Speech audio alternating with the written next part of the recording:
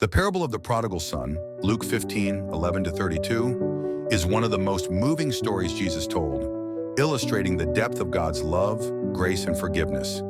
It paints a vivid picture of our journey, how we stray, how we break, and how the Father's love calls us back home.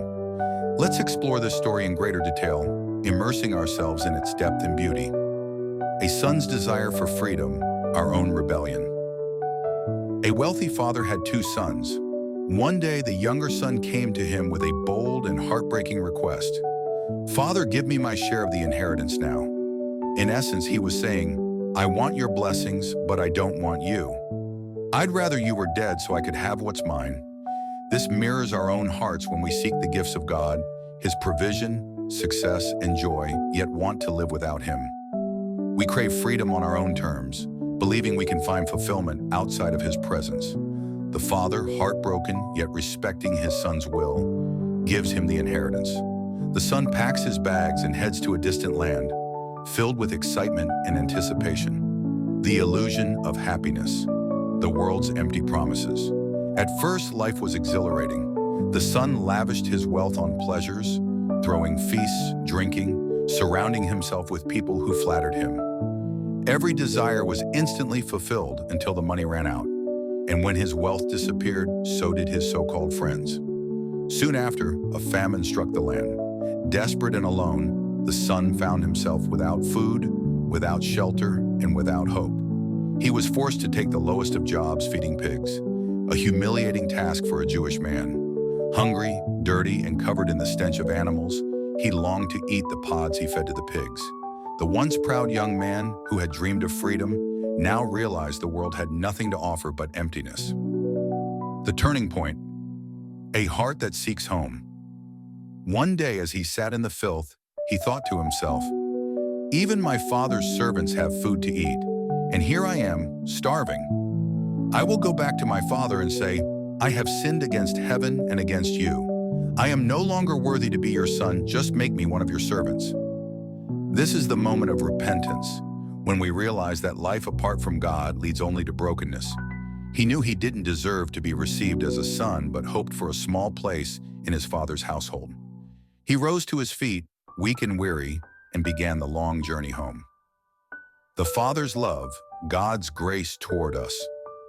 As he approached home, his father, who had been watching the road every day since he left, saw him from a distance. And then something unexpected happened. The father ran. In that culture, a man of his status never ran. It was considered undignified. Yet this father did not care about appearances. He threw aside his dignity for love. He raced toward his lost son, tears streaming down his face, his robe billowing in the wind. When he reached him, he didn't hesitate. He threw his arms around him, holding him tightly as if he would never let go. The son, overwhelmed, began his prepared speech. "Father, I have sinned against heaven and against you. I am no longer worthy to be called your son." But the father didn't let him finish. Instead, he called to his servants, "Bring the best robe and put it on him. Put a ring on his finger and sandals on his feet. Prepare a feast we will celebrate, for my son was dead and is alive again. He was lost and is found." This is the heart of God toward us. No matter how far we have strayed, He runs to us when we turn back. He doesn't wait for us to clean ourselves up. He embraces us in our filth, in our brokenness, and restores us as His beloved children. The older brother, a warning against self-righteousness. While the celebration filled the house with music and joy, the older son stood outside, angry. He had been faithful, obedient, and never wasted his father's wealth. "All these years I've worked for you, and you never gave me a feast. But this son of yours, who wasted everything, comes home, and you celebrate him." The father, gentle and loving, replied, "My son, you are always with me, and everything I have is yours. But we had to celebrate. Your brother was lost and is found." The older brother represents those who believe they have earned God's favor by their works. He could not understand grace, that the Father's love is not about deserving, but about belonging. The message for us: we all find ourselves in this story. Some of us are the younger son, wandering in search of fulfillment in the world, only to end up empty. Some of us are the older brother, believing our goodness makes us worthy, while resenting God's grace toward others.